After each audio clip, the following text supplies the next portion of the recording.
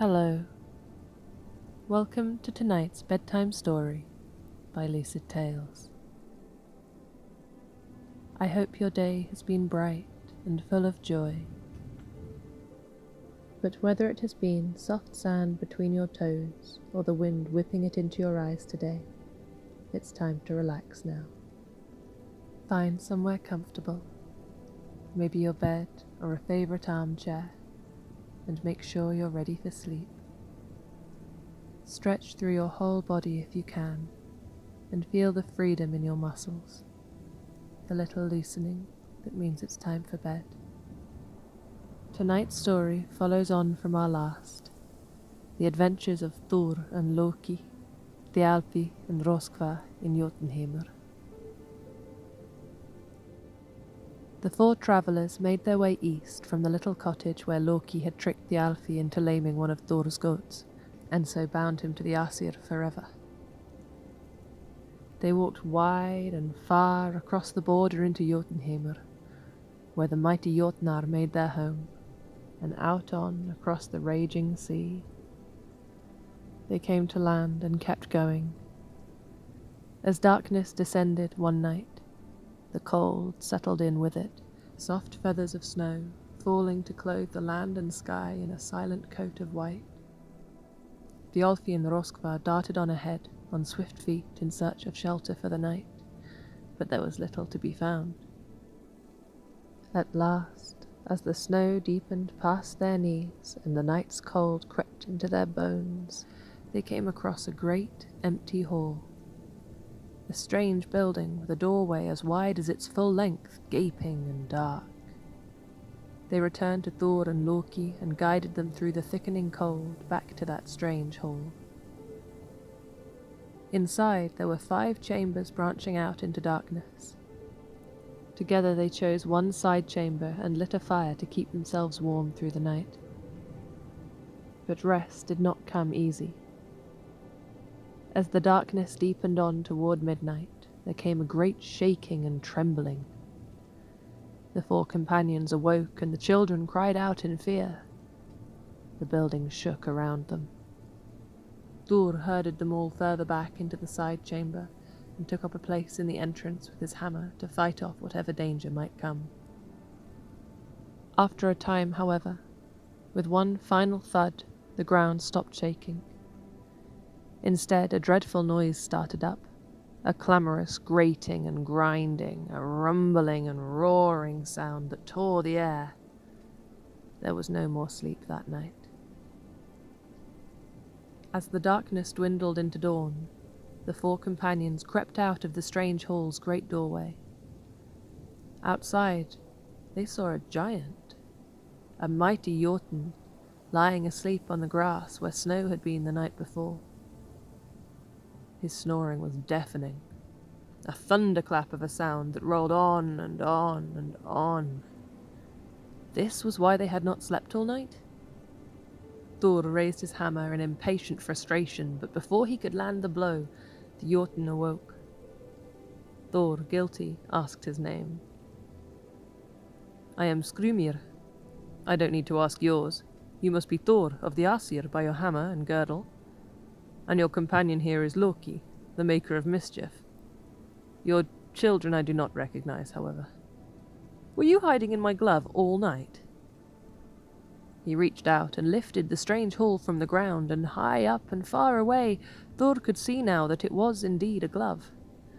They had spent all night hiding in its thumb.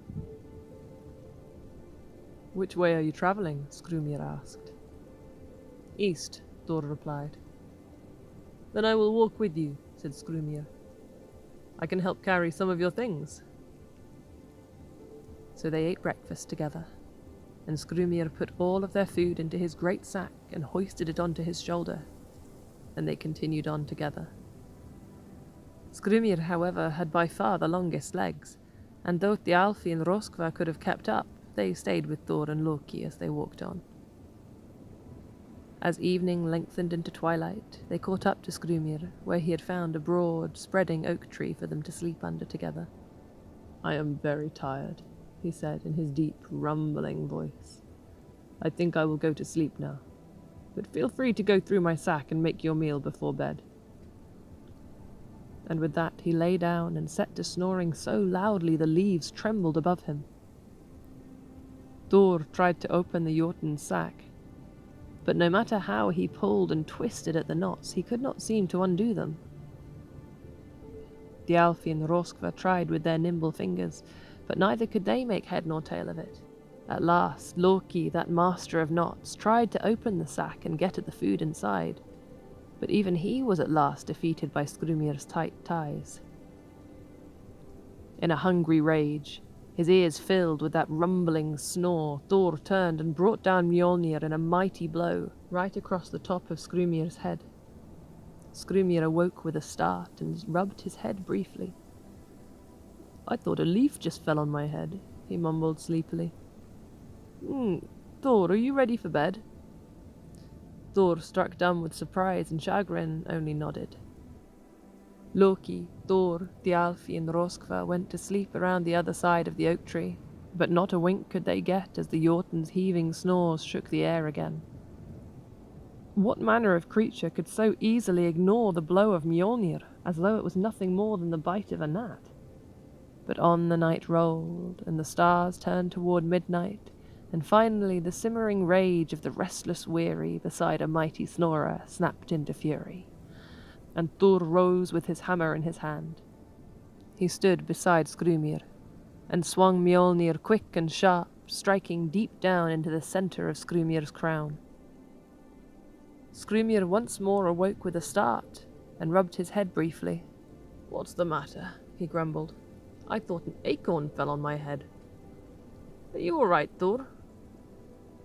Thor retreated, and mumbled only that it was midnight, and there was still plenty of time to sleep. But as Skrymir rolled over and tried to make himself comfortable once more, Thor resolved that should he get the chance to land a third blow, Skrymir would never see the dawn.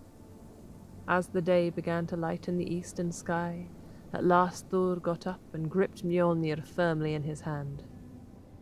He leaped forward with a great shout and swung his hammer with all his might. It smashed into Skrymir's temple, a crushing blow, sure to kill him instantly. But then, wonder of wonders, my darlings, Skrymir awoke with a start and sat up, rubbing his face. "Some bird or other must have dropped a twig on me," he murmured in a sleep-heavy voice. "Oh, Thor, are you already awake?" "I think here we part, my friends. I am not so eager a riser as you. A little further to the east you will find a place called Utgardr. I heard your children whispering of my size yesterday, but in Utgardr there are Jotun many times greater than I. If you do go there, please be careful. They may not take well to such small folk as you, no matter how mighty. For me, I think I will go north. I think you would be wise to return west, or go south toward warmer places. But you will go as you will." It was there that Thor and Loki and Thialfi and Roskva parted with Skrymir, and continued on toward Utgardr, weary and aching from the long night of no sleep. It is here I will leave you, my doves. Good night, sleep well, and I will see you soon, where we will hear of the adventures of Thor and Loki in Utgardr, and how Thialfi almost outran thought itself.